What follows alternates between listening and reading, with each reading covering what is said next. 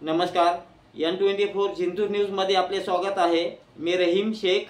पाहूया आजच्या ताजा घडामोडी। जिंतूर तालुका के भोगाव देवी इलाके में लड़की के साथ गैंगरेप हुआ था। इसमें जिंतूर परभनी पुलिस ने तुरंत एक्शन लेकर उन मुजरिमों को पकड़ा। उसके बावजूद आज 27 तारीख को जिंतूर बंद का ऐलान किया गया था।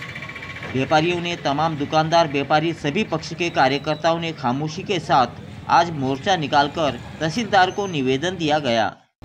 निवेदन में उन मुजरिमों को कड़ी से कड़ी सजा दी जाए। जिंतूर व्यापारियों की तरफ से ऐसी मांग की गई है।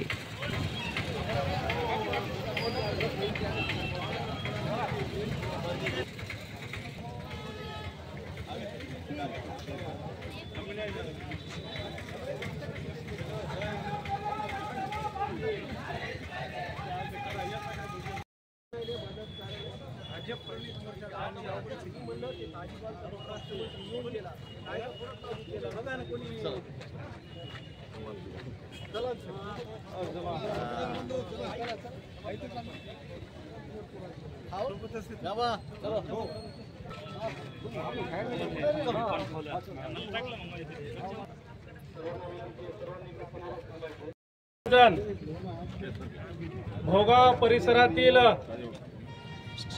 जी घटना घडली, आपली भगिनी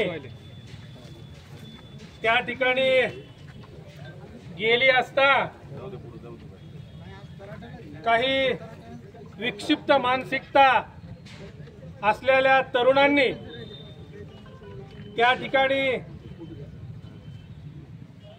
तिचा विनयभंग केला आणि म्हणून जिंतूर परिसरातील आणि शहरातील आपण सर्वजण या ठिकाणी त्या गोष्टीचा निषेध असेल, तसेच ज्यांनी ही घटना केली अशा तरुणावर त्यांना शिक्षा झाली पाहिजे, फाशीची शिक्षा। आणि ही शिक्षा साधी नाही, तर शिक्षा केल्यानंतर ह्या विक्षिप्त मानसिकतेचे लोक जे तयार होत आहेत समाजामध्ये, तर त्यांची हिम्मत खचली पाहिजे।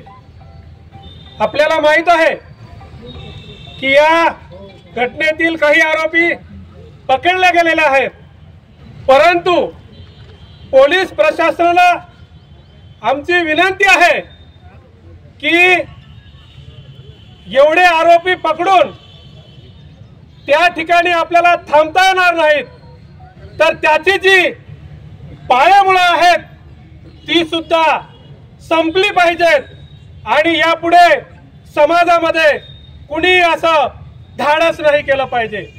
आपल्या पालकमंत्री असतील, आपले गृहमंत्री असतील, हे अशा सगळ्या गोष्टीचा समाचार घेण्यासाठी सक्षम आहेत, परंतु तरी पण कायदा सांभाळणारी जी माणसं असतात त्यांना माहित आहे की जिंतूर मध्ये सुद्धा छोट्या मोठ्या घटना सातत्यानं घडत असतात आणि ह्या घटना घडणे म्हणजे आपली कुठेतरी वचक या शहरावर, या ग्रामीण भागावर कमी झालेली दिसते। आपण चोराला चोराच्या नजरेने पाहिलं पाहिजे आणि सर्वसामान्य व्यक्तीला त्या दृष्टीने पाहिलं पाहिजे। आपण जर दोन्ही दृष्टी एकच ठेवल्या तर न्याय आणि अन्याय एकत्र राहणार नाही। आणि म्हणून पोलीस प्रशासनाला पुन्हा एकदा विनंती करतो की या घटनेमध्ये जे जे तरुण सहभागी आहेत त्यांची खाली चैन कुठपर्यंत गेलेली आहे या सगळ्यांचा शोध लावून प्रत्येकाला कडक सजा झाली पाहिजे। मी तर म्हणतो एवढाच नाही तर फाशीची सुद्धा शिक्षा या ठिकाणी त्यांना झाली पाहिजे।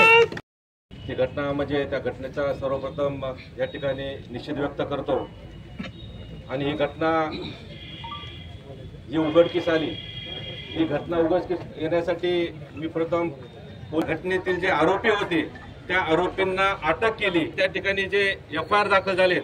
पण आताच अध्यक्ष आपले प्रतापरावजींनी सांगितलं की मागच्या काळाला त्या ठिकाणी आपल्या मोबाईलच्या द्वारे पाहण्यात आपण आल्यात, कारण ही घटना फक्त त्या अतिप्रसंगापुरती नाही तर त्या व्हिडिओ चित्रीकरण करून ते लोक त्या महिला असेल त्या मुली असेल त्यांना कायम ब्लॅकमेल करून त्यांच्याकडून पैसे उकळणं, त्यांचा त्या ठिकाणी वेळोवेळी गैरवापर करणं हे त्यांनी प्रकार कित्येक वर्षापासून या ठिकाणी सुरू केले होते।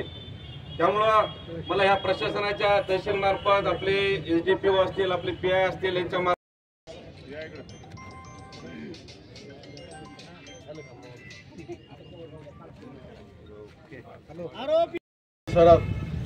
की मागच्या 8-15 दिवसाखाली जी घटना घडली आणि खरोखरच अशी एक म्हणजे सर्व तालुका नसून महाराष्ट्राला हादरून देणारी घटना घडली आणि त्या ठिकाणी एका महिलेचा जो त्या ठिकाणी अतिप्रसंग तिच्यावर करण्यात आला आणि त्या माध्यमातून चौकशी केली असता त्याच्यामध्ये अजून अशा काही आपल्या माय बहिणी अशा जवळजवळ 20 ते 25 अशा आढळून आल्या आणि खरोखरच हृदयाला अशी ठक्का पोचणारी घटना ही।